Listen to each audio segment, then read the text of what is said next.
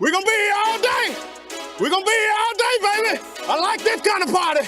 I like this kind of party, baby. It's time for WGEM SportsCenter, the longest-running sports talk show in the Tri-States, right here on WGEM Sports Radio 105.1 FM. Now here's your host, Ryan Muma.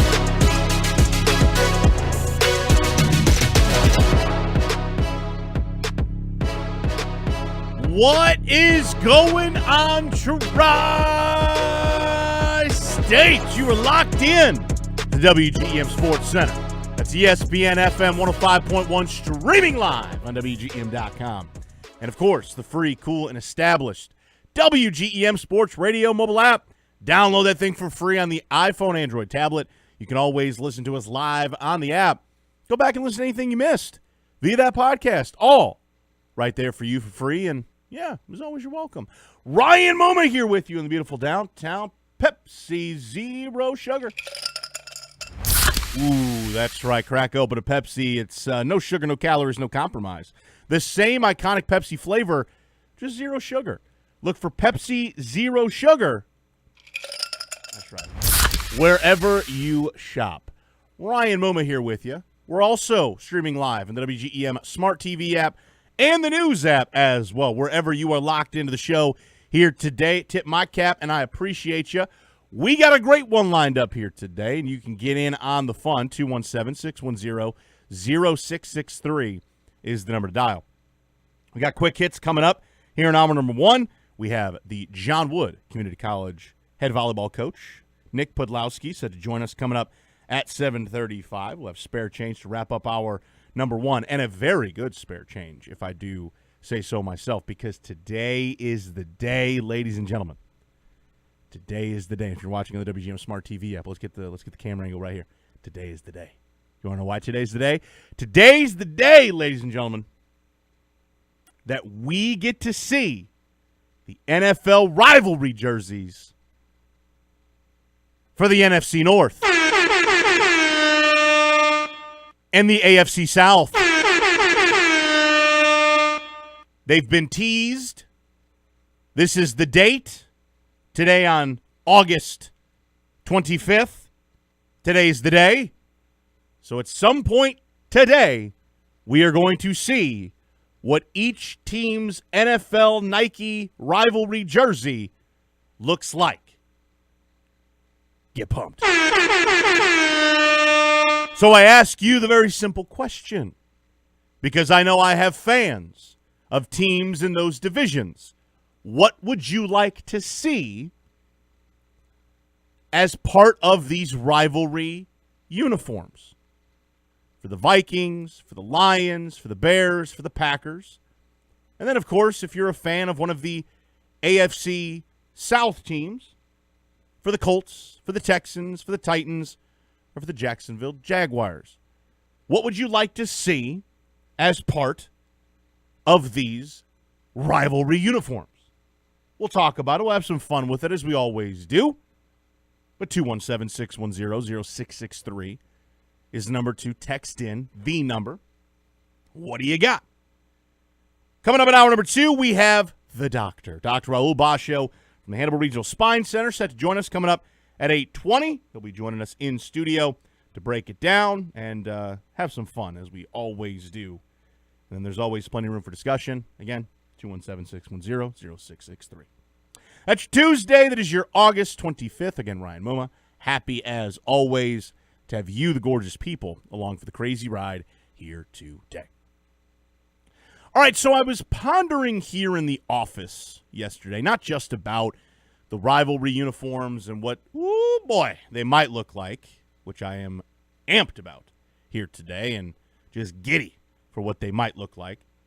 I found myself thinking about the overall big picture of the NFL and how we as a collective may be falling into yet another season where it quite literally feels like anybody's game, where it feels like we could be headed for a season like last year where it feels genuinely wide open. And what I mean is, quite literally, anyone in the NFL could be really good this year. Now, we say that a lot, but if you remember last year felt like the first time in a long time that we really sat back and were like, this is what we mean when we say wide open NFL. Anybody's game, any given Sunday, anybody could win. You got a plethora of teams that are just darn good.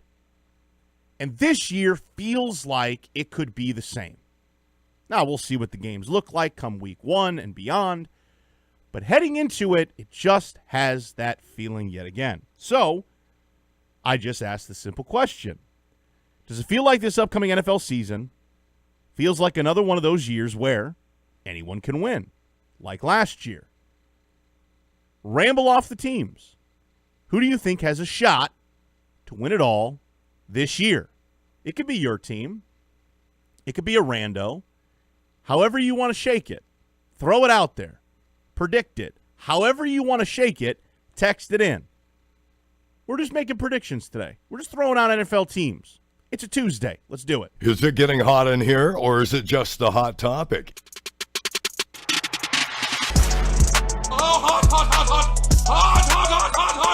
It's time to deep dive into the hot topic of the day. Oh, that's hot. That's hot. Indeed. Basically, we're going to see new teams rise to the top. We're going to see teams of last year that rose to the top maybe take some steps forward, even more so. Obviously, only a certain amount can make it in, but still, that's the exciting thing about all of this. And I found myself, as I'm going through the list, and to be honest, I had to call my buddy Austin, and I'm like, dude, am I crazy?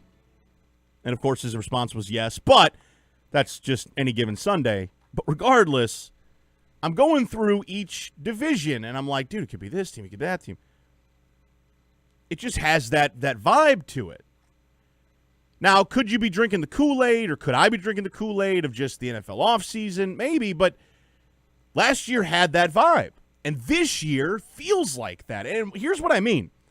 Think about this. AFC South, right off the jump. Jacksonville, 13-4 last year. Had a tremendous year. They can continue to make steps forward, right? Travis Hunter going to be coming back. Put reinforcements along that defensive line. You stay in their division. Houston, if that offense takes a step, I've said this all offseason, David Montgomery comes into the fold, into that backfield. I think that's a giant upgrade at the running back spot. I think it's going to help C.J. Stroud and that offense out tremendously. You pair that with what has been a very strong defense. That's a team to watch out for. The Colts within that division can be good. Before Danny Dimes, a.k.a. Indiana Jones, a.k.a.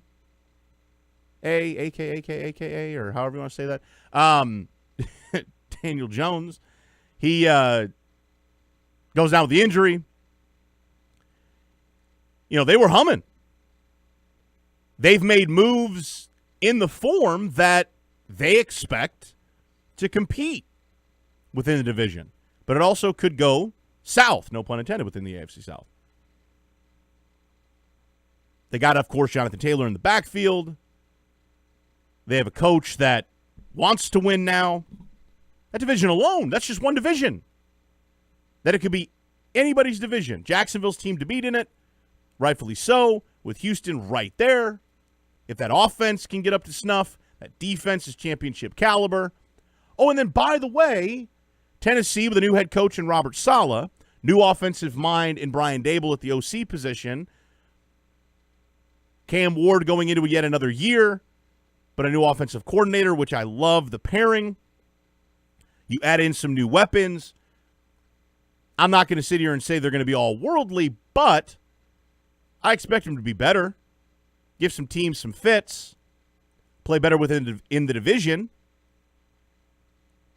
That's one division that I just rattled off that it could be anybody's division. in some form or fashion, or be interesting. I like Jacksonville coming out of it. But again, not counting out Houston.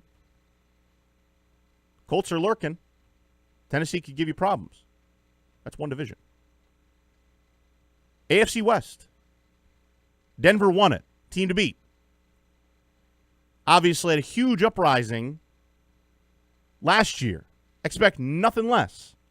A game away from the Super Bowl. Bo Nix come back from his injury. They bring in Jalen Waddle. That defense was very good. I expect them to continue to rise. Chargers are always interesting. They lose their center in Tyler Biadasz, who, goes down for the season. That's a huge blow to your offensive line. Captain of your offensive line. It's a huge blow to Justin Herbert the Sherbert. We always put the Chargers in the category of what if, what they could be. Can't necessarily completely count them out. Chiefs, I think, should be better. Raiders, I don't expect to be much. But again, 3 out of the 4 in that division could be anybody's game. Denver's team to beat. AFC North. Baltimore. New head coach. No longer Harbaugh after many, many seasons. You have a new head coach in that division. New head coach with that team. You bring in a guy that Lamar Jackson was a fan of. Helped kind of pick, according to reports. You have Derrick Henry. You have a defense that is not half bad. You have all this different stuff. That's a team to watch out for. Pittsburgh, new man on campus. No longer Mike Tomlin. You bring back Aaron Rodgers. The expectation is you want to win. We'll see what happens. Bengals, if their defense can be worth anything, that offense should be good. And the Browns are going to Brown. AFC East. Buffalo, I expect to be good. Patriots were in the Super Bowl. Anybody's game within the AFC. That's just the AFC. And I just rattled all of that off. Look it over in the NFC. Look at it from the NFC East. I know we always joke about Dallas, but I'm going to give them their flowers here for just a moment. Jerry Jones hasn't necessarily been in the headlines for the wrong reasons. He's been in the headlines for the right reasons. Hasn't been a distraction. The Von Miller signing, honestly, I think it was a really good one. Not a reach, not a stretch, not something you go and say, really, that's what you're going to do? It was more of a, okay, all right, Jerry's World. Okay, Jerry's World. Not too shabby. Plug and play. Not expecting him to be the dude. I like it. Weapons offensively. It's still Dallas, but they could be good this year.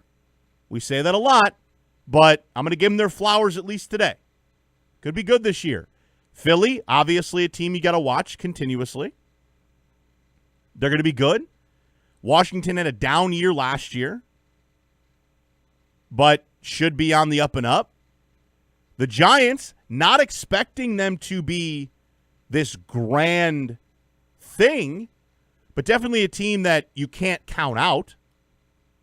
As long as Jackson Dart doesn't continue to go into the blue tent.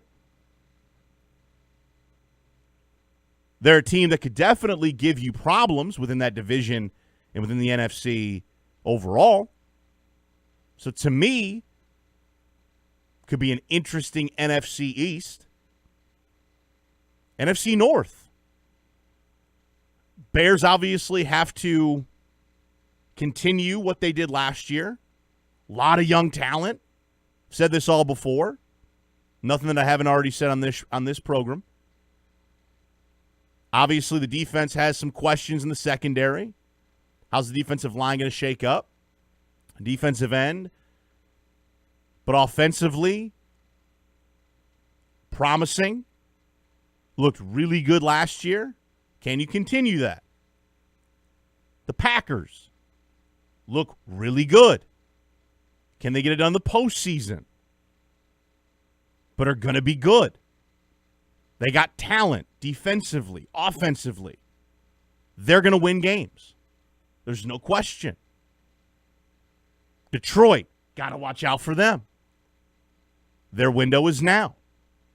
Minnesota, 2 years ago, best team in the division. Had a down year last year. Can Kyler Murray bring them back? We shall see. Anybody's division in the NFC North. NFC South. Panthers were the team last year in a weaker NFC South. But again, they bring in reinforcements. Had kind of a quieter offseason, but when you really deep dive into it, bring in some pieces. They bolstered the offensive line a couple of years ago, which, of course, helped them last year. Bryce Young took some steps forward last year. You hope for that to continue. They brought in Darren Waller, veteran tight end. They have all these different pieces that, again, within a weaker division that it has been the last couple of years, they're the team to beat right now. If Atlanta can figure out its quarterback position, they got all the weapons to be the better team in this division. Tampa Bay, Baker's out for blood, not getting his contract he wanted. That's going to be deadly. And watch out for New Orleans. Not saying they're going to be all worldly, but they'll win some games. And then the NFC West is a juggernaut. Rams, Seahawks, 49ers, and then you got the old Cardinals. Am I crazy to sit here and look at the entire NFL and go, dude, other than a handful of teams, there's more teams that I think could be really good this year than bad. Now, again, it'll even itself out, and we'll see that. But again, like last year, we had more, it felt like, good teams, and it felt more wide open than anything than in years past. And this year feels like it's going to be very similar. So, I don't know. Do you feel like this upcoming NFL season feels like another one of those years where anyone can win? No disrespect to Seattle, but the Seahawks won last year with Sam Darnold. Could we have another one of those years this year? And again, Seattle deserved to win. That's not a knock on them. But you put that all into context, given what we're so accustomed to. I mean, think about that. Before Sammy D won it last year, what are we accustomed to? We're accustomed to the Patriots, the Chiefs, these juggernauts. We watched Sam Darnold, the journeyman quarterback, captain the ship of the Seahawks, win it all. Like, that's the crazy thing of everything. So, are we in for another year like that? I don't know. Could be. 217-610-0663, number to dial. Who are the teams that you think could go all the way this year? Just making predictions today. 217-610-0663. We got quick hitters next, right here on WGEM Sports Center.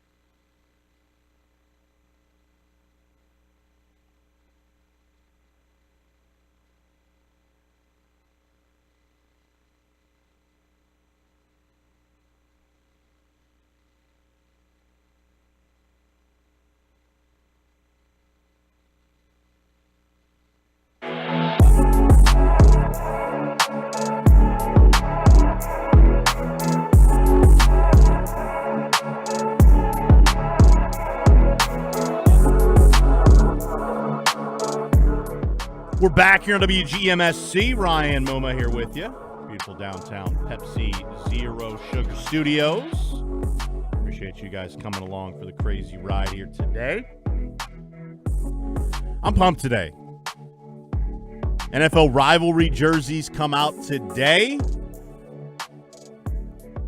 for the NFC North and the AFC South divisions. Pumped.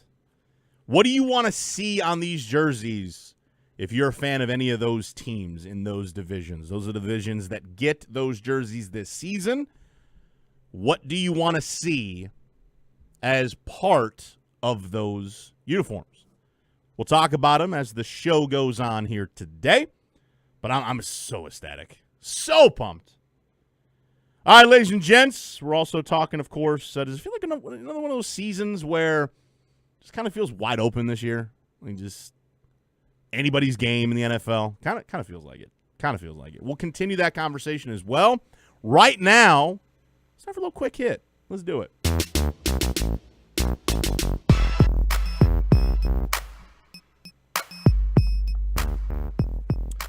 All right, quick hitters coming out of yesterday. We touched on this yesterday, but if you missed it, oh boy. According to reports, Deshaun Watson will be the starter for the Cleveland Browns. Watson, 30, emerged as the starter in a competition with second-year playing quarterback, or that's not how it should have read there. Second-year player is what it should have said. Shedeur Sanders, that began in the off-season workout program and stretched into the first two preseason games. Todd Monken, the Browns head coach, said the decision to start Watson will not be a week-to-week, basically, kind of thing. Sure. We'll see how that goes. The Browns face the Jacksonville Jaguars on the road in Week 1. The decision comes despite Watson's struggles in the second preseason game on Saturday, during which he completed 5 of 12 passes for 35 yards, one interception over 4 second-half drives. All I'm going to say is this. The more I've thought about it, it was never a competition, right? Like, it never was. Can we be honest? It never was.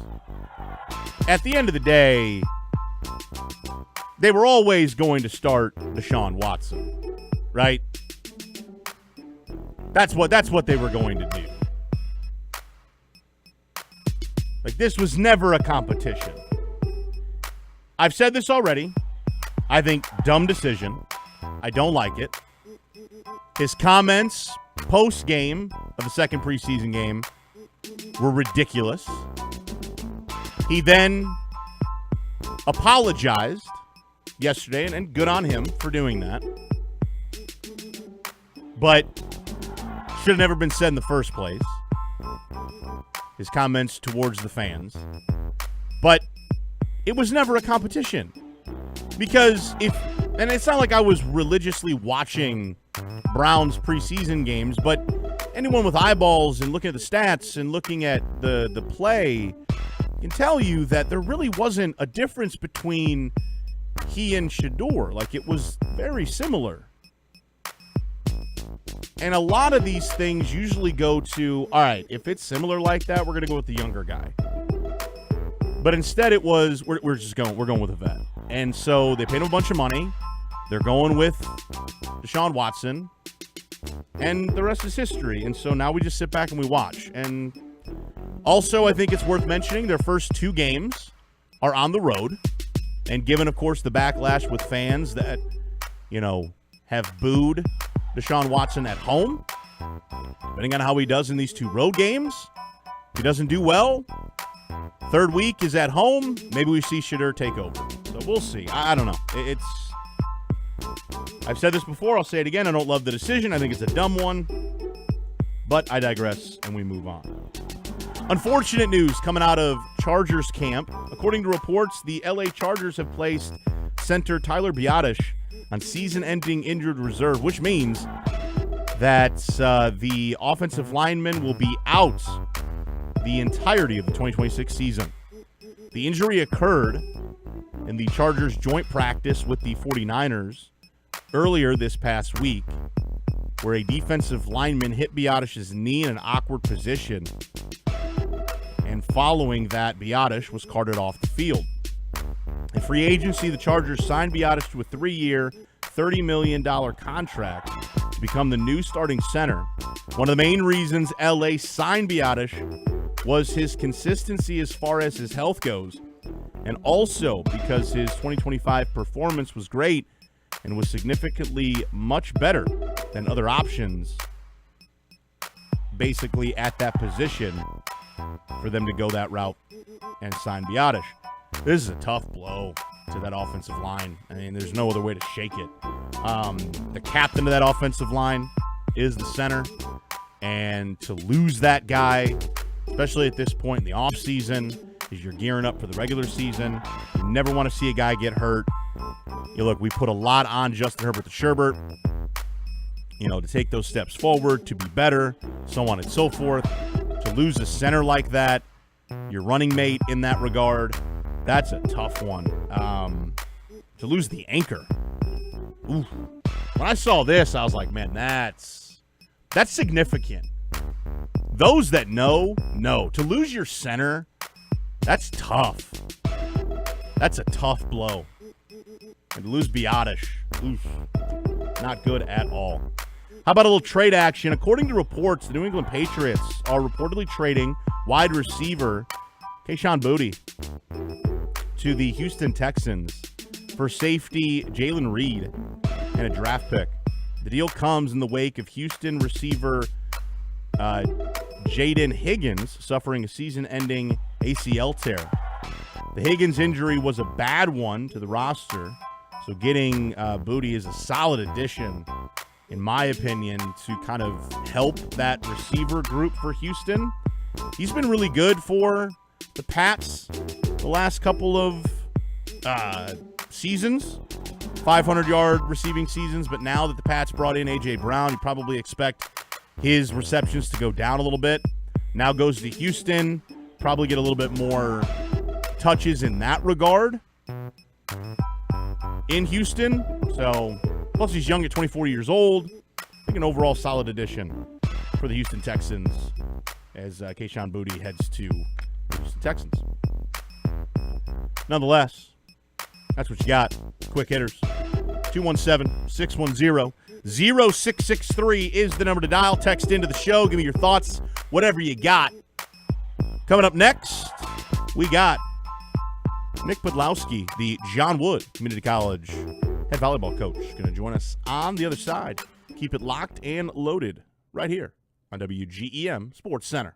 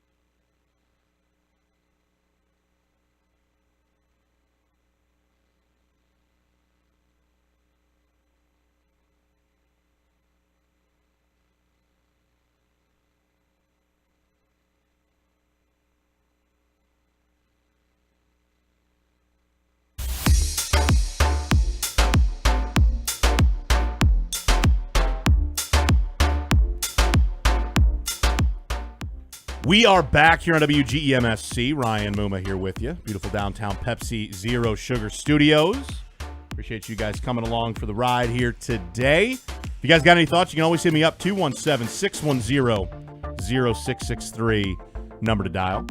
I am joined by this guy. It is none other than Nick Podlowski, the John Wood Community College head volleyball coach. How are you doing today, sir? I'm good, right? How are you? I'm doing well. Put that mic a little bit closer to you. A little bit closer? We gotta let the people hear you. Absolutely. You know, there's big time stuff going on here. Absolutely. Okay? And you guys obviously, speaking of big time stuff, have started off very, very well. And that may be an understatement for the start of your guys' season. 4 games under your belt already, and have started 3-1 to this year 2 for you at the helm. Just take me through that. The fact that you guys are 3-1 to start the season. How are the vibes? How are we feeling? Take me through that. It's been a great start. Yeah. Especially compared to last year where we kind of got in late and just kind of went in and started trying to figure it out. With having a year of prep, we feel way more prepared. So at this time last year, we had our practices and all that. But this year we've had a month of preseason workouts. So the girls have gotten to know each other way more and been more prepared to walk into that season, which has been, I think, immeasurable helpful for us. Yeah. And then we went into opening weekend, which is, I think it's the biggest junior college tournament of the year. It's most of the junior colleges, I think they have 80-something teams show up to that. Absolutely. Come out, and I think last year we walked out of it 1-3, and this year we finished 3-1, and we've got some nice quality wins against some good teams last year, and even in the match that we lost, the first set was 33-31, and it was 22-25, so it's not even like that was a blowout. We were competing in all of these matches, and for those who aren't really volleyball fans but know baseball references, we're going to be a tough out this year. Yeah. And in the matches that we don't win, it's you're going to have to earn it, which we are very excited about. We definitely recruited a type. We brought in a lot of really competitive girls that all want to work hard and want to battle no matter what the score is. We could be winning 24-0. We could be losing 24-0, but we're still going to compete and battle the same way, which as a coach, that's all you can ask for. I love that. And again, when you talk about the team, just take me through that again. Because as you're kind of on the sidelines watching and stuff like that, take me through kind of just the vibe of the team and just how they compete, how they kind of go about everything. The record obviously speaks for itself so far, and you still have a lot of season left. So I don't put the cart before the horse by any stretch, because again, you guys still want to go out and stack the dubs and do all of that. But to sit here this year, based versus where you were at again last year, and that's not a disrespect by any stretch, because again, it's just where you were at. That's incredible. That's really good. And to talk about how, the vibe of it all and the competitiveness, just kind of take me through just the team and that mindset and everything like that, where they're at and what you see when you're watching them. Right. Yeah, it's like I said, I mean, we definitely recruited a type. As we were going around and we were watching these girls play, and outside of just their standard skill, we're very, very adamant about how do you act when you're not on the court, when things aren't going well. And all of these girls exuded those characteristics of they want to A, compete, but B, it's not just them. Yeah. It's the unit as a whole. And that's something as a staff that we really, truly value. And I think one of the biggest contributing things that you saw for at least this weekend is we were all over their social media posts, and half of those posts were just our bench going crazy after a big point, which I think that's the sign of a championship level team. It's the players on the bench that are bought in that aren't really seeing a whole lot of court time. Those people being excited for wins are also big. But also, we had moments this weekend where people who hadn't gotten a lot of playing time had their number called, and they walked in and they performed. Yeah. And that's one of the hardest things to do in all of sports, coming in 100%. Cold and going out there and performing. And that's something that I think our girls did well this weekend as well, which I think contributes to the reason we're having this early success. How do you feel just from a coaching perspective? I mean, you can compare it obviously to last year, but all right, it's year 2. Sitting there, just how do you feel last year versus this year, year 2? Night and day. Night and day. Night and day. I believe it. I don't brag on them enough. Yeah. Josie and Kristen are two of the best coaches I've ever gotten to work with, and I've worked with a lot of great coaches. They do so much behind the scenes that make my life easy as the head coach. which allows me to focus on the X's and O's of practice. And the more time I put on that, and then I bring it to them like, hey, this is what I've got lined up. How do you guys see it? What do you think we should be doing this, which is part of the reason why I think we work so well together. Is we all have the same goal, but see it in different ways. Absolutely. Which is also, I think, incredibly helpful for the girls, because I might see something one way that a player doesn't see, but they might hear it differently from Kristen or Josie, and then it still clicks for them, and we are all still on the same page, but we just maybe got there in a different way. But as long as we're still there, that's great, which I think that makes us such a versatile staff. I think that's part of the reason why, again, we've seen the early success that we have is everybody's working towards the same thing, but we're all getting there in a different way.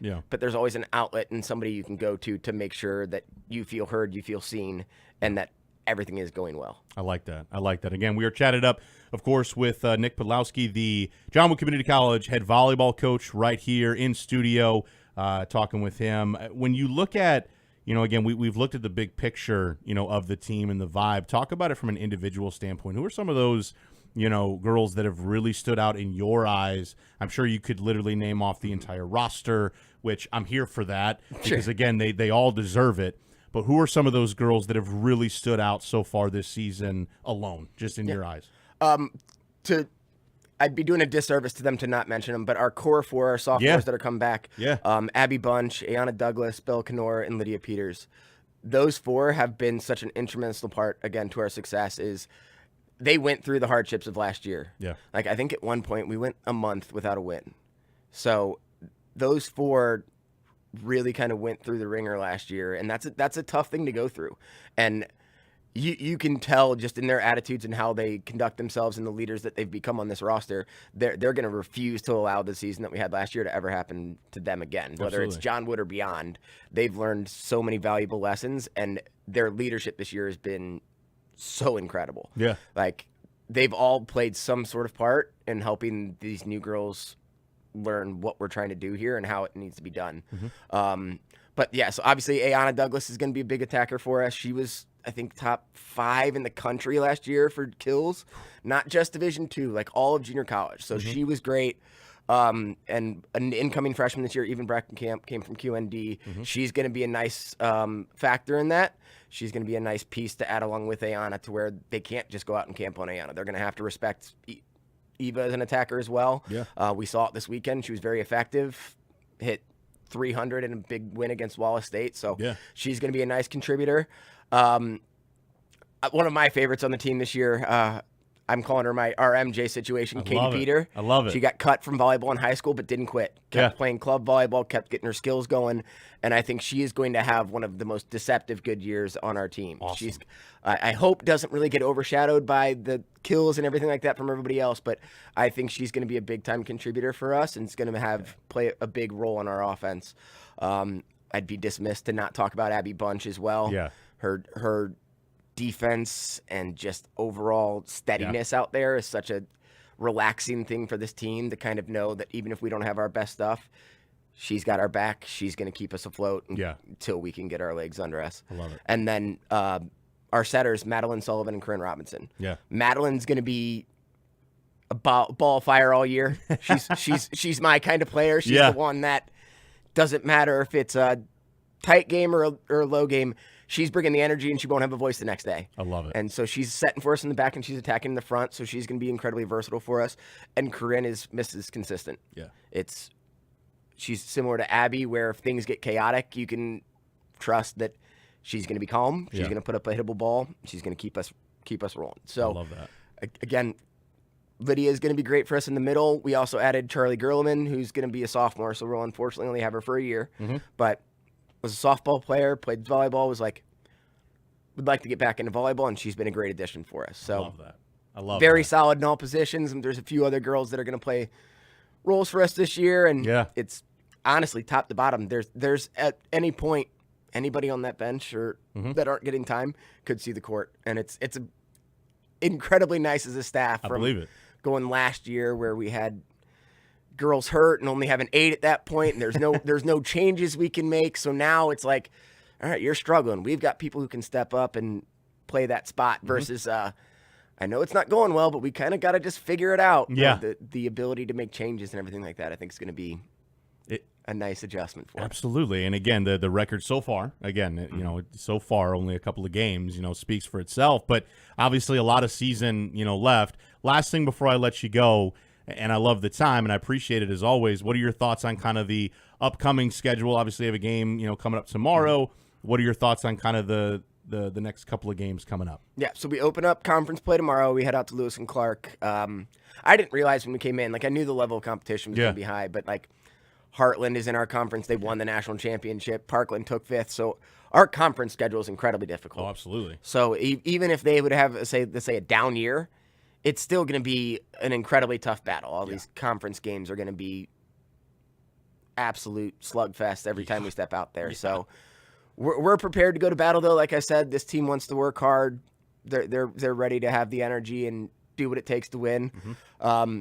I think we've put ourselves in a very good spot. Mm-hmm. We've got some confidence going in, which, in my opinion, is one of the biggest things. If you have confidence in volleyball, it's going to take you a long way. Absolutely. So we're hoping to at least make the tournament this year. Mm-hmm. Now, making the national tournament is going to be another story. It's going to have to be upsetting either that Parkland or that Heartland team, which I'm not going to say is impossible for us this year. It's volleyball. You come out and grind it out and can find a way to win. So absolutely, we're going to prepare. We're going to continue to battle, and we're excited for this coming season. As you should be. As you should be. Again, a lot of volleyball on the horizon, and again, looking forward to it. From my perspective, I know a lot are as well. And Nick, I really appreciate your time. Obviously, best of luck. Stay healthy for the team, and I know we'll do it again here real soon, man. I appreciate your time. Awesome. Thanks for having me. No doubt. That is the one and only Nick Podlowski, the John Wood Community College head volleyball coach, joining us here in studio. Quick timeout. We are wrapping up an hour number 1 next, right here on WGEM Sports Center.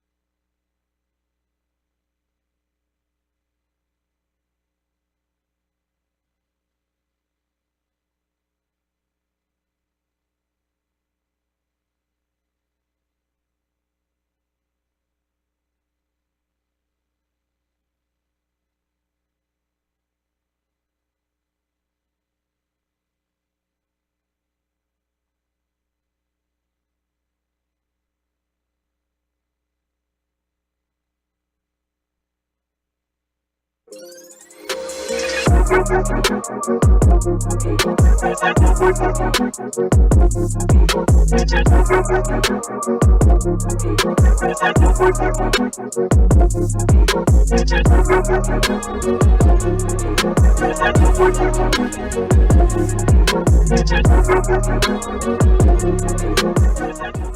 back here on WGMSC. Ryan Moma here with you.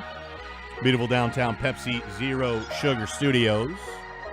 Appreciate you guys coming along for the crazy ride here today. Big shout out to Nick Podlowski, the John Wood Community College head volleyball coach, joining us in studio.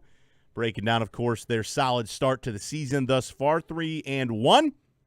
A lot of volleyball left, and they are back at it again tomorrow as they get set to take on Lewis and Clark on the road, coming up tomorrow on the 26th.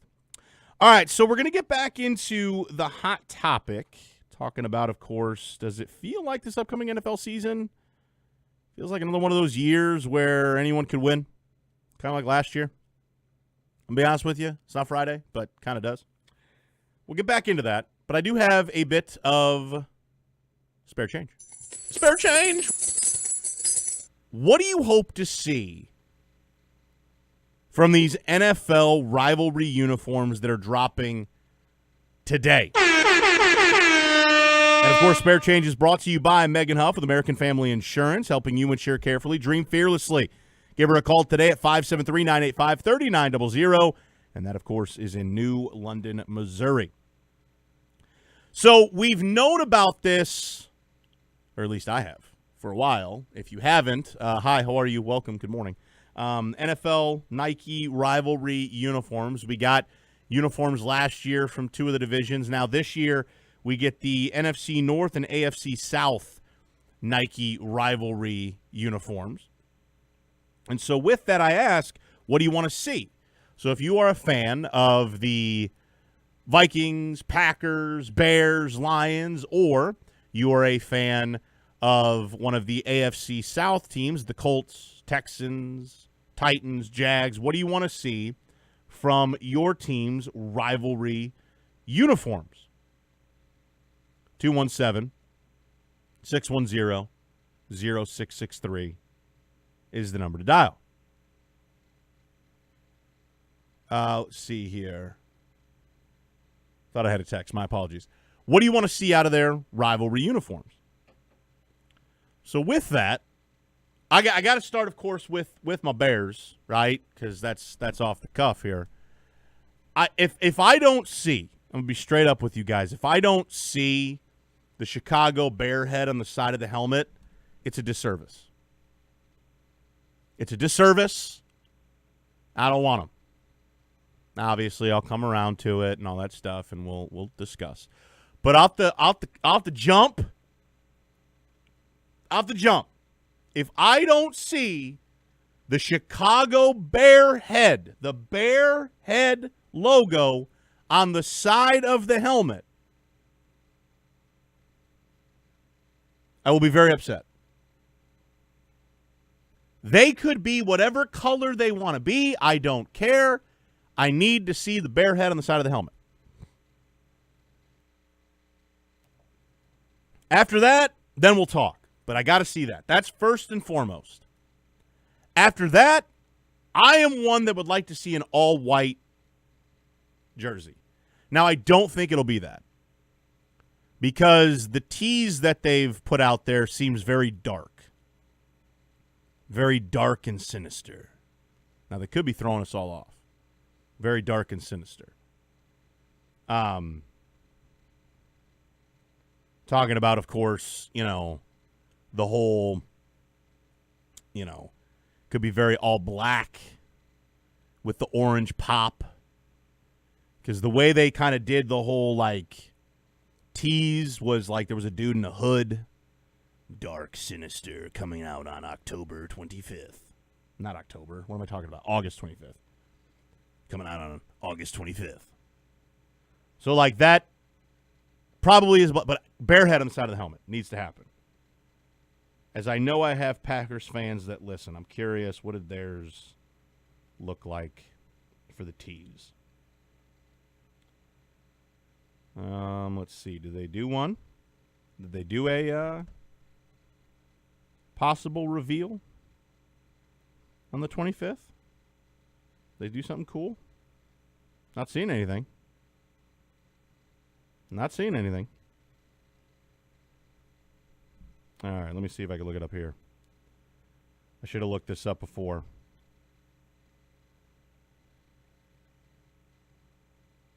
I'm looking it up here on social media. See if it does. Oh, those are different concepts. Nope.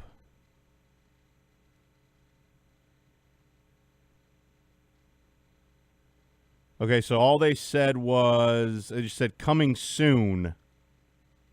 So the Packers did like a coming soon, and it looks like a brighter yellow.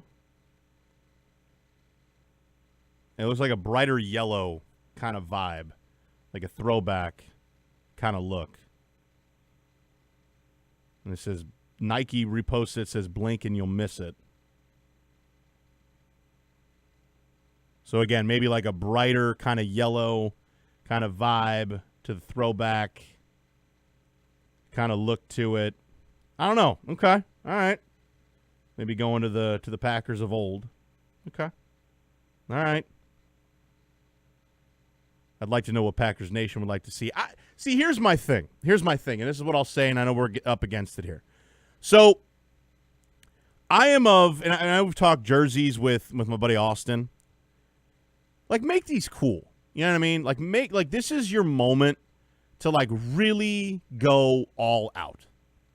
Like, really make this sick nasty. So, like, for the Packers, and this is not this is not me trying to come at the Packers, all right? This is not me trying to do that. Packers are a tough one, all right, in all seriousness. And I feel like Green Bay fans also have to feel this way as well. Packers of trying to go like alternates, that's tough because, like, what are the Packers?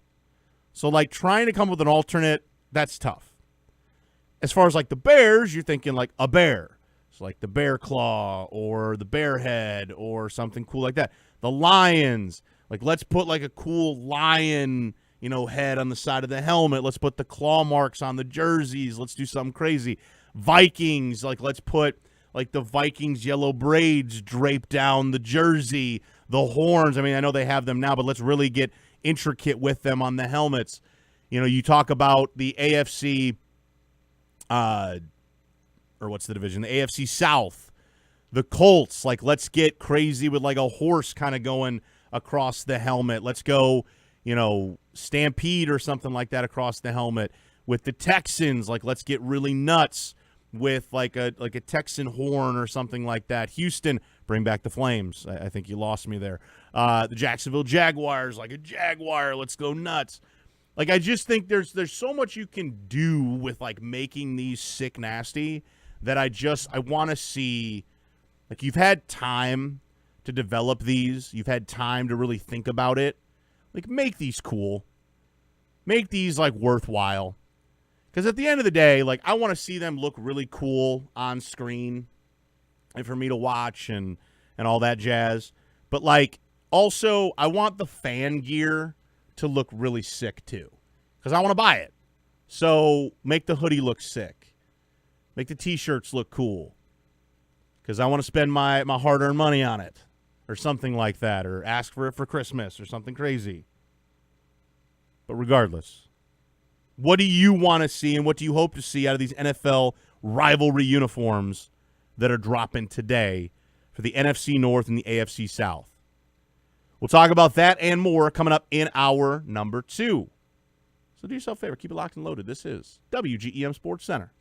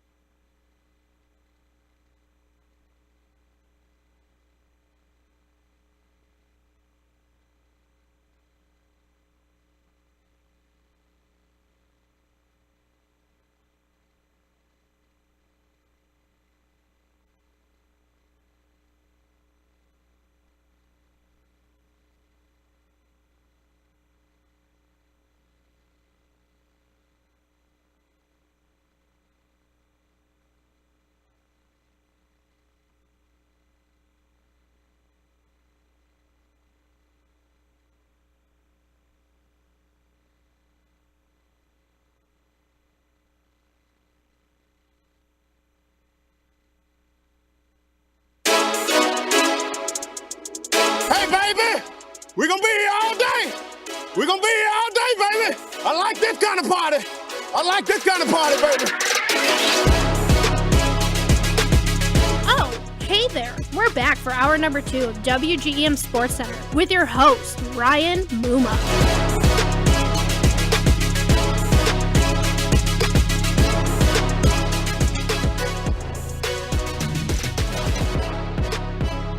We are 1 hour down and, of course, 1 to go here on WGEM SportsCenter. It's ESPN FM 105.1 streaming live on WGEM.com. And, of course, the free, the cool, the established WGEM Sports Radio mobile app. Download that thing for free on the iPhone, Android, tablet. You can always listen to us live in the app. Go back and listen to anything you missed via that podcast. All right there for you for free. And, yeah. As always, you're welcome. Ryan Muma here with you in the beautiful downtown Pepsi Zero Sugar Studios. No sugar, no calories, no compromise. The same iconic Pepsi flavor, just zero sugar. Look for Pepsi Zero Sugar wherever you shop. All right, so we got a text coming in to the mix on the number. You've got mail. This one comes in from Stan the Man, the Packers fan. I love that, by the way. Great name. Fantastic. Minus the Packer fan part. So, I mean. That's 50% stupid. But I'm just kidding because I do like the rhymage. Stan the Man, we appreciate you. Says, the Packers are a tough one. Says, just go with the 1960s throwback look. But then he throws in maybe an ice bowl look with an ice-colored jersey. So let's just go crazy. I like that. So like a Lambeau Ice Bowl kind of look for the Pack. You know what? Stan the Man, the Packers fan? All right. I dig it. I dig it. I dig it. You know, because again, and this is no disrespect to Green Bay, like what do you do with them? But an outside-the-box thinking, so let's just go with like an ice bowl kind of look for the Packers. Because, again, like Lambeau, frozen tundra. Yeah. Okay. I'm picking up what Stan the Man's putting down. Deserves another one there, Stan the Man. I'm liking it. I like the outside the box. I like the outside the box. That's a good one there, my friend. I like that.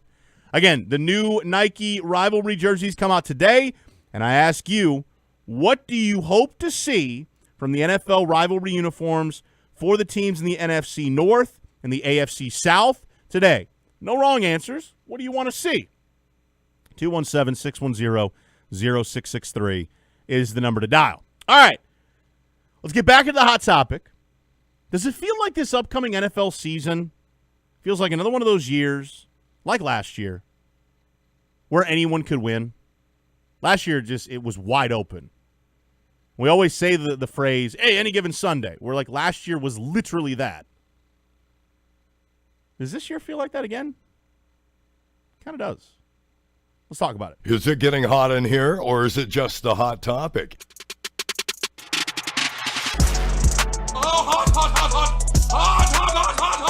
It's time to deep dive into the hot topic of the day. Oh, that's hot. That's hot.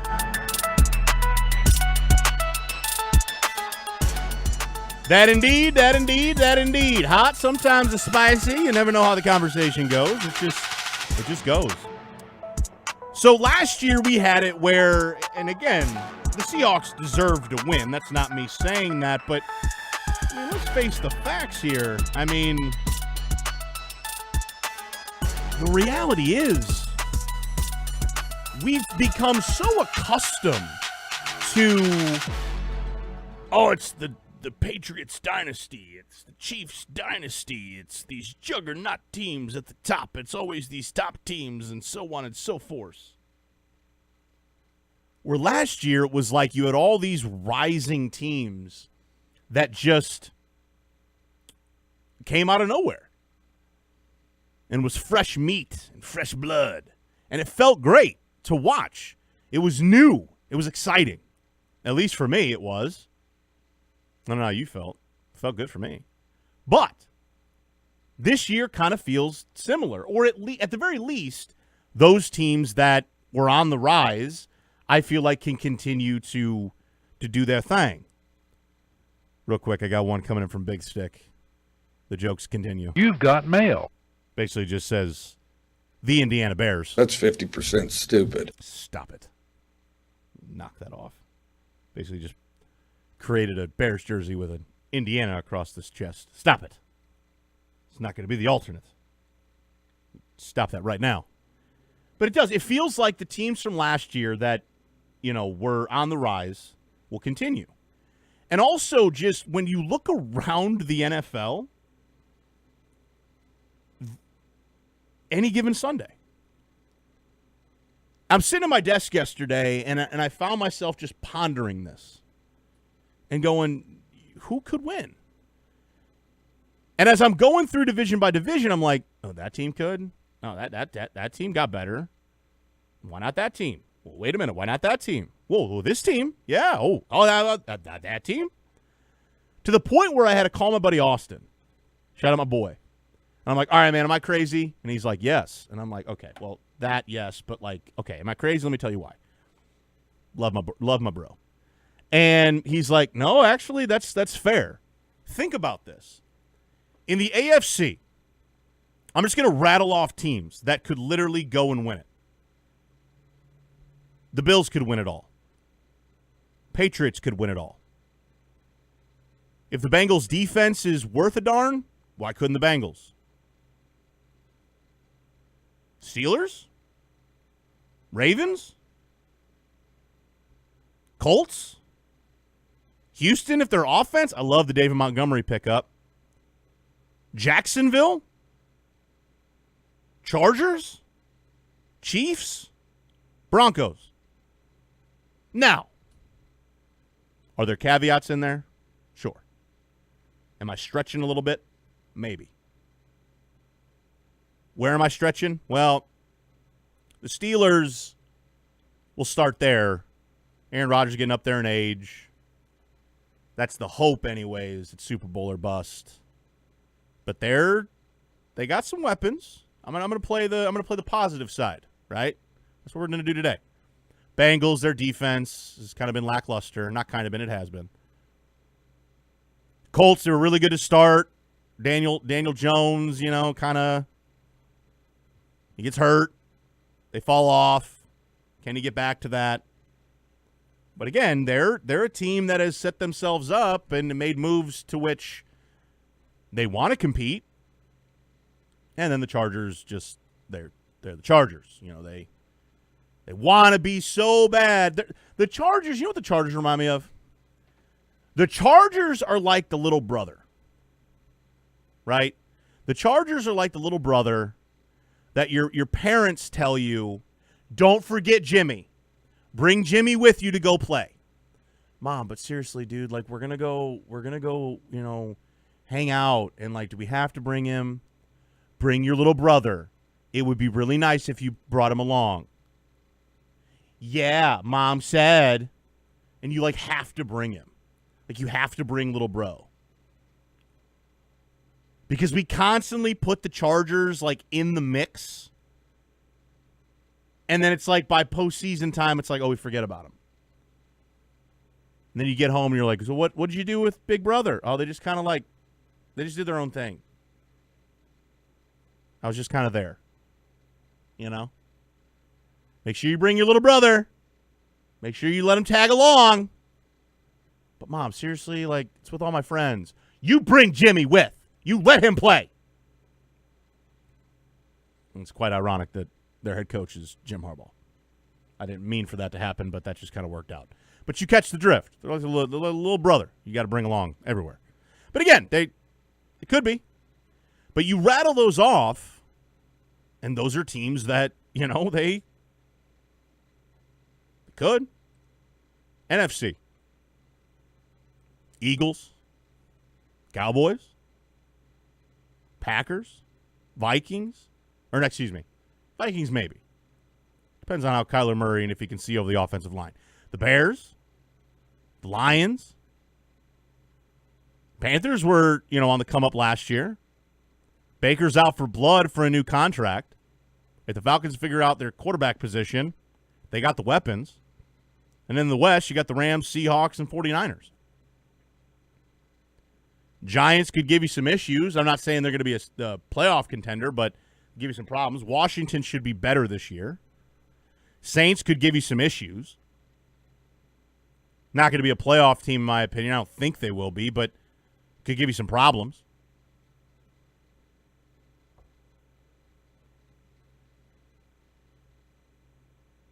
But it's just one of those deals where, there are more teams that ultimately I think are better than teams are bad. And I love that that's where we're at in the NFL. Now, look, could it work itself out and all of this is a moot point and it works itself out in the regular season where not as many good teams? Sure. But coming off of last year, coming into this year, I'm liking where things have set up. Real quick, a texter that comes into the mix says, this is hilarious, the little brother bit. I'm telling you, the Chargers are the little brother. You got to take them everywhere. You got to take them everywhere. I'm with you on that. That's what I'm saying. and even the teams that have been bad, we kind of are starting to, at least I am, look at them as teams that could give you problems. The Saints, the Giants, the Titans, teams that we're not expecting to be juggernauts within playoff contention, but teams that you maybe can't overlook come regular season time, week to week, at least in my opinion. Because if Tennessee, you look at them, you have new head coach in Robert Saleh for the defensive side. Brian Daboll's the OC. You bring in Cardell Tate, for an offensive weapon for, Cam Ward. Cam Ward has yet another year under his belt. New offensive mind, again, like I said, with Brian Daboll. You have, some pieces offensively. That defense gets better. I thought they kind of looked better last year, but now you have different, minds working for them, from a coaching perspective. The Giants, you bring in Harbaugh to help out Jackson Dart and the rest of that team. OBJ is now there to be kind of a helping hand for Malik Neighbors in that wide receiver room. The running back room with Cam Scatterbo and others looks solid. Their defense has weapons. If Dart can stay out of the medical tent, maybe it could be pretty good. The Saints, another year with Kellen Moore and the offensive mind that he brings. Tyler Shuck, his second year, maybe one of those where, he can take some steps forward.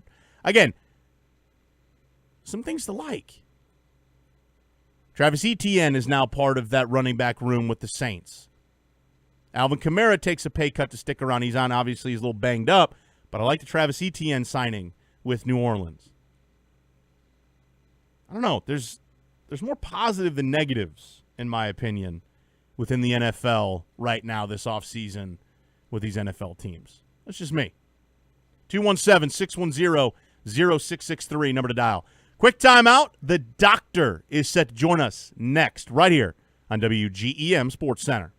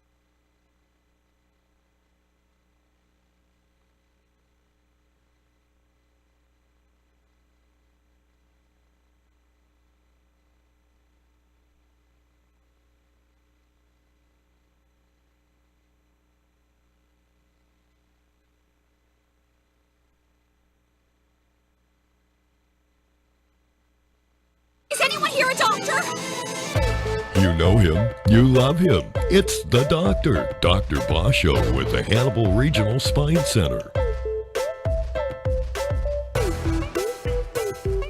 You do know him.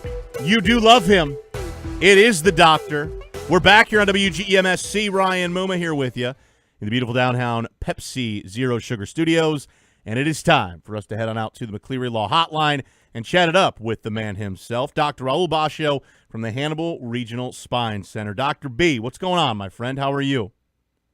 I'm well, Muma. How are you, my friend? I'm well. And always a pleasure to have you gracing us with your presence here and getting on after it here on the program, whether it's over the phone or whether it's in studio. It's always a treat, man. And looking forward to chatting it up about this sports injury topic that is about one of the players on my favorite team that I'm still in shock how he's back already. And I know we'll get into all of that, but it's once again kind of a running theme that we've talked about, like modern medicine continuing to just wow me. We'll just put it that way. But we'll get into all of that. But as we've always been starting it, my friend, we got a little poem time. We got to give the people what they're always asking for. All right, are you ready to really just soothe the soul? Are you ready for this? Oh yes. All right. Oh yes. I'm ready. Ladies and gentlemen, it is poem time. Dr. Basho, the floor is yours. Morning dew bathes grass. Sunlight gently paints the sky. Summer slowly fades.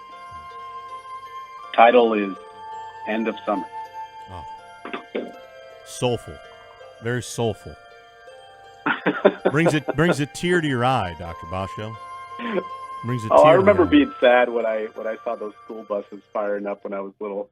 Dude, summer was ending. Well, it's funny. It's funny because my twins, who are 4, they started all day pre-K last Wednesday, and I remember just like you being sad that summer ends. But the difference is for them pre-K it's fun. So like they when they saw the school buses they're excited, which is great because they're like, oh my gosh. School? We go back to school, Mommy? Daddy, we go back to school? I want to go back to school. So they were all excited. So they're at that stage of life where like school's great. We haven't hit the I don't want to go back to school yet. So we're still in the school is fun stage, which is great. Yeah. So we're still there. I got 2 that are I can't tell which phase they're in. I know that they are having a blast during summer, but that end of freedom and the beginning of routine. Yes, it's hard. So I remember that as a kid, and that's kind of what I wanted to talk about in my poem today. I like it. I like it a lot. All right, my friend. Before we deep dive into it, let's see what we can do here. Here we go.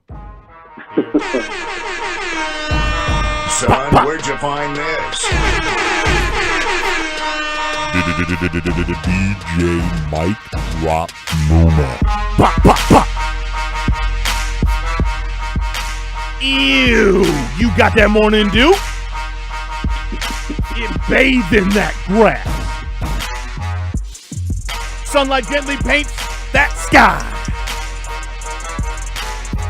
Summer slowly fading away. Hey. No more summer for you, man. No more summer for you, man. School's back. There you go. I had a little bit at the end there, but I was feeling it. Well done as always. Thank you. I appreciate you. Not how I envision these when I write them, but you totally take it to a different place. Appreciate you. I'm just shocked that you can. I appreciate it. Well done, Luma. Thank you. Thank you as always, my friend. Well, there you go. That is the poem and rapping edition of the Dr. Raul Basho segment. All right, let's get to the injury stuff. So, Dr. B, I'm in shock. I really, really am, and I mean this wholeheartedly. So, for those that don't know, Ozzie Trapillo, left tackle for the Chicago Bears, entering year number 2. He was a rookie last year, came into the mix for the Bears, started to start for them. He goes into the playoffs like the Bears do, and in a January playoff game, suffers a rupture to his patellar tendon.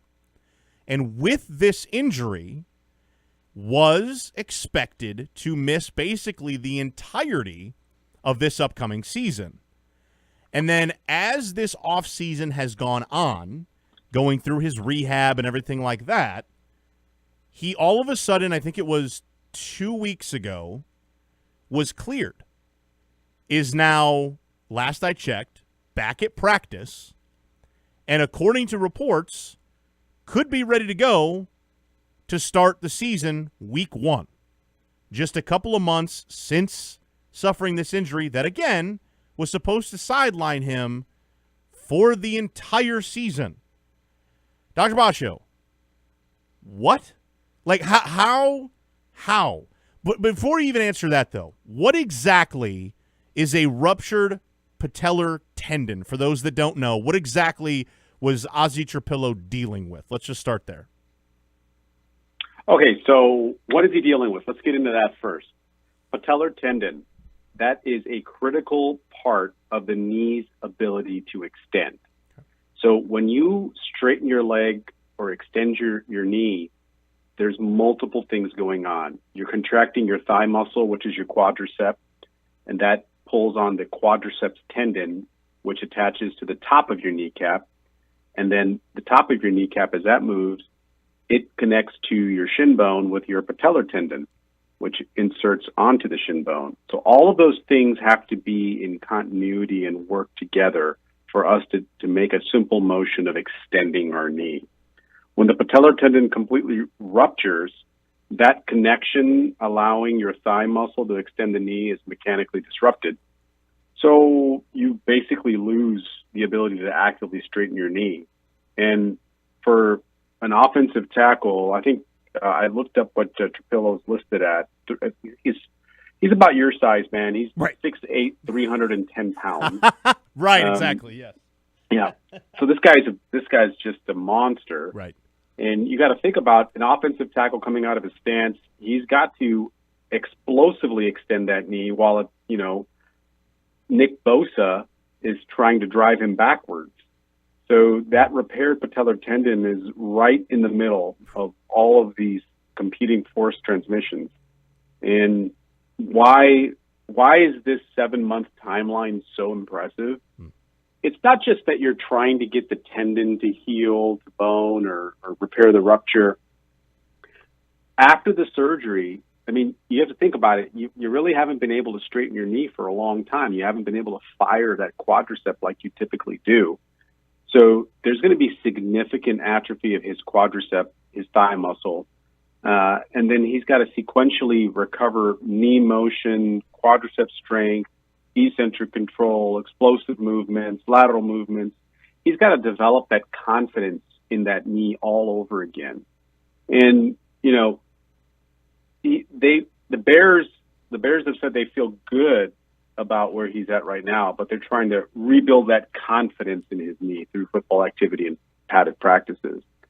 So one thing I do want to emphasize for all the rabid Bears fans out there, that there's a big difference between the tendon being healed and an NFL tackle being ready to play. Sure. He's got to anchor against the bull rush. He's got to change direction. He's got to pass protection. All of these things have to kind of come back into muscle memory for him. The other point that you bring up is, how did this happen so quickly? Yeah. Was there some kind of new novel procedure that was done? Did they use some kind of new implant? As far as I could research in terms of everything that was available for public consumption, nothing different or special was done surgically. And the fact that they expected him to miss the majority, if not all of this season, tells me that he probably just underwent a standard type of procedure. Nothing out of the ordinary. So what I think really deserves the tip of the cap is is a rehab protocol that the Bears, the physician, the practice staff have all designed. Because I really think what's happened is he's had a standard surgery. They instead of immobilizing him and keeping him off his feet, they probably got him quickly into motion, stretching. There are machines after surgery called CPM machines, continuous passive motion, where you put your leg in it and it just basically, you sit there and watch TV and it just gradually moves your knee and bends it, straightens it, bends it, straightens it. So there's probably all kinds of little things that they were doing to get him into the path of recovery earlier. And that's what's made it possible for him to potentially be available week 1. That's crazy. And that's and I say crazy, but just from my naiveness and like just outside of looking in, like it's wild to me. It is wild because, again, I'm just going to say it, like, I as a Bears fan and like just as an NFL fan, like when you say, all right, done for the year, like, and then all of a sudden out of left field, hey, Ozzie Trapillo's coming back, and it's, we're not even into the second preseason game at this point. I'm like, what did you do? Like, how did that happen? What kind of juice you giving this guy? Like, what is going on? What kind of voodoo magic are you doing? You know what I mean? Like, it's crazy. I agree. It's crazy. It's awesome at the same time because patellar tendon ruptures, traditionally you're not coming back until you're missing the entire next season, typically is what we've seen. Mm-hmm. But I think it's a combination, if I had to guess, it's a combination of a really high strength repair and an accelerated rehab philosophy. So, like however they repaired it, whether it's with, anchors or through a bone or whatever they did, they felt comfortable with telling the rehab team, go ahead, start moving this thing, progressively load it. Some people, I mean, he's younger, he's a professional athlete. Mm-hmm. Obviously you got to take that into account in the ability to heal. But I think the fact that they got him into surgery quickly, they got him into rehab that involved motion pretty quickly, I think all of these things have resulted in a remarkable recovery thus far. Let me ask you this, Dr. Basho, here's where my mind goes. But, like, it's been, and correct me if I'm wrong, I'm trying to figure out how to ask this, but, like, it feels like here even more recently, like, we've gotten into the mode of, like, post-surgery, and I know everything's different, like, every surgery is going to be different, but, like, post-surgery, getting up and moving and starting to move quicker is better. And again, I don't know how to ask it, the best way, because, again, this is just coming to me. But, like, where in the past, like, all right, you had surgery, like, rest up. Rest up. We'll have you bedridden for a little bit, and then we'll get into the rehab. Where, like, for athletes, I've seen it more and more nowadays, and probably for the modern person as well, like, no, we want you to have this surgery. Let's get you moving, tomorrow. And that might be drastic, but, like, let's get you going. Because the quicker we can get you moving, the quicker you're back. Like talk about that a little bit. And I know it's not necessarily a question, but, like, talk about that mindset a little bit, if there's anything in there. Like, why has that been such a push to really get people moving quicker, and why is that so important?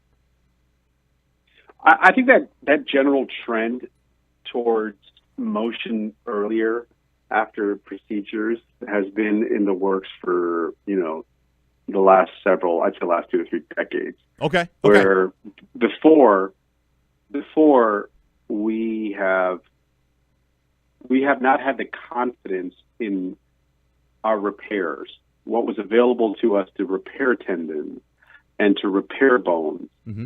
Those implants probably weren't as good or as strong, and we didn't have that confidence in those repairs. So how do you compensate for that? Well, you immobilize the patient. You say, okay, let this heal. We've brought it together as best we could.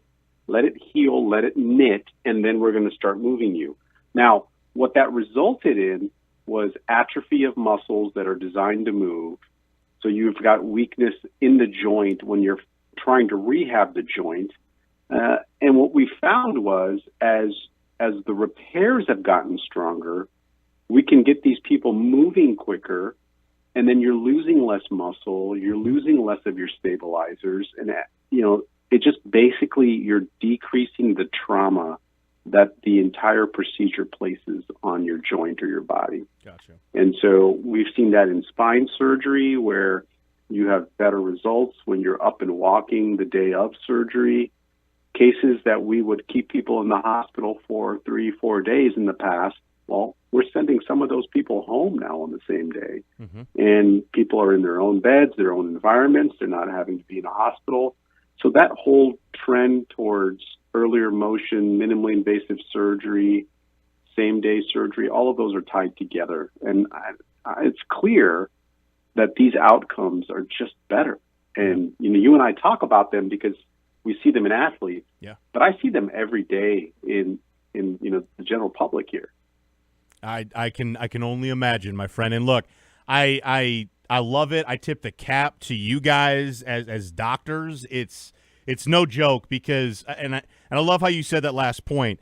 We talk about it on this show from an athlete perspective, but like you said, you see it every day from the modern man, if you will.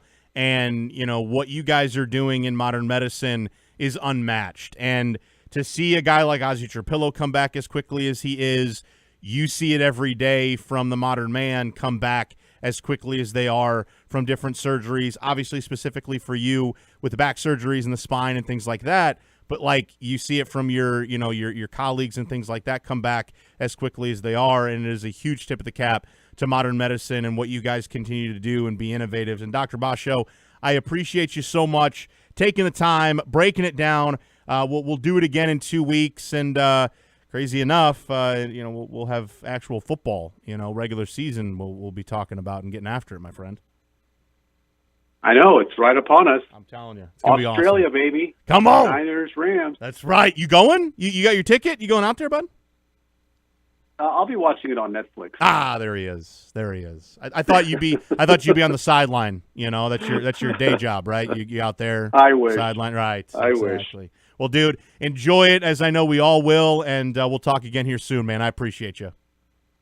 Thank you, Muma. You have a good day. You too. That is the one, the only, Dr. Raul Basho from the Hannibal Regional Spine Center, joining us on the McCleary Law Hotline. Conversation brought to you by McCleary Law. That's MCCLEERY-Law.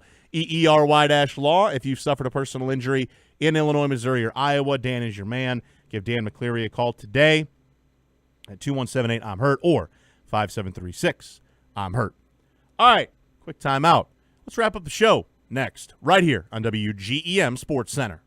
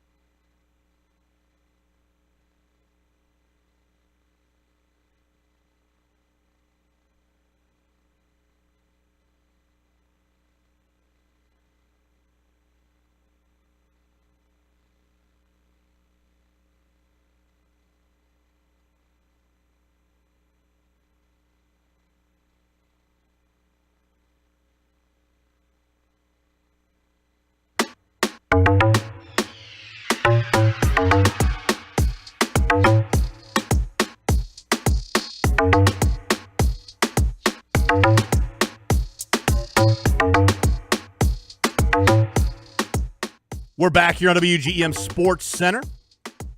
Ryan Moma here with you. Downtown Pepsi Zero Sugar Studios. So I don't know. I don't know how to feel. So I've been scrolling through social media, and as of today, we're supposed to get the Nike rivalry uniforms set to be released today. And there was obviously leaked jerseys that were thrown out there. And they're a little underwhelming, but essentially all that was leaked was the uniforms in like cases. And that's it. Nothing else. Nothing else at all. The Packers uniform is just like is basic. The Bears uniform's basic. The Vikings uniforms, they all look basic. So and everyone's saying that like Fox News leaked them. I don't know if this is true though. I don't know. So I'm just gonna wait and see. Now, obviously, the trouble with it is that we don't see the full look. You know, what does the helmet look like with the pants, the whole attire? What's the reasoning behind all of it and all that stuff? I got to see it all. Because like last year, they were really good. The Arizona Cardinals had like the desert look. You had the 49ers had like the cool number look. Miami with like their aqua kind of colors. The Buffalo Bills with the whiteout kind of look. New England with the blue. The way that those popped, and then to go to what was leaked, feels very underwhelming. And I've even seen people kind of go, if we went from that to this, I don't know. So I'm just gonna kind of let it happen. I'm gonna wait and see. We're supposed to get these jerseys that are supposed to come out hopefully in about an hour, I think. We'll see what the helmets are going to be and all that stuff. But I don't know. I hope they're good. I need the bear head on the side of the helmet. That's all I care about. As long as I get that is all I care about with these uniforms. And I did see someone if you're looking on social media, look up rivalry uniforms leaked. You'll kind of know what I'm talking about. Again, very underwhelming. Someone said with these Bears jerseys, they did go with like a all-white bear head on the side. I mean, it kind of would look kind of crisp, not going to lie. Whatever. I'm going to stop looking. I'm going to wait. I'm going to wait till it officially gets put out there.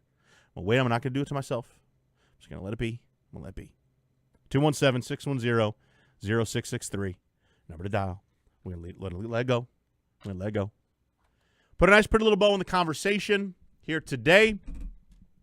Does it feel like another one of those years where the NFL season just kind of feels wide open with teams and who could win it all? And I'll say this again, and I've said it all show long, it really feels like that. Coming off of last year, where it was literally any given Sunday, you look across the NFC and the AFC, I can rattle off the teams, and it feels like they could win any given Sunday. The Eagles, Cowboys, Commanders, Giants could give some teams some fits. I'm not expecting them to be a playoff team, but they could give some teams some fits. The Bears, Packers, Lions, depending on how Kyler Murray does with the Vikings, could be an interesting one. In the South, the Panthers were good last year. If the Falcons can figure out the quarterback position, they got weapons. Baker Mayfield's out for blood. Saints could give some teams some problems. In the NFC West, The Rams, Seahawks, 49ers. Why not? AFC, Bills, Patriots. Bengals if their defense is any good. Ravens. The Colts. Texans. Jacksonville Jaguars. How about the Texans? Oh, I said Texans. How about the Titans? Not going to say they're a playoff team, but I think they can give some teams some problems. How about the Chiefs? I think they'll be better this year. Back to what they used to be. Broncos are the team to beat. Chargers. The little brother you have to take with you everywhere. It's kind of what the Chargers are. Make sure you take Jimmy. But they could be good. They're going to be good. I rattled off a majority of the NFL. That it feels like these teams could win any given Sunday. The NFL just feels wide open this year. And coming off of last year where, again, no disrespect, Sam Darnold and the Seahawks won it last year. Gone are the days of, these dynasties. Now, I'm not saying they're completely gone. But a lot of transparency, a lot of different teams that could win this year in the National Football League. And that, my friends, is pretty stinking exciting. That, in a nutshell, is pretty stinking awesome. 217-610-0663 is the number to dial. Hit me up with any and all of your thoughts. All right, as I wrap things up here on the show, I want to make sure that I got to everything I did. That, my friends, is about all she wrote. The job is done. We can go home now. A little bit louder for the ones in the back there. The job is done. We can go home now.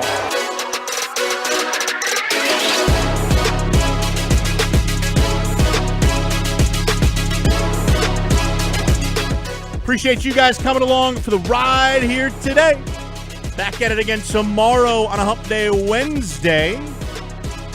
Continue to move and groove through the week. Tim Schreg from Refreshment Services Pepsi is going to join us. Continue to inch closer to the final week of the preseason and so much more. Have a safe and great one. This has been WGEM Sports Center. The job is done. We can go home now. Bye, guys.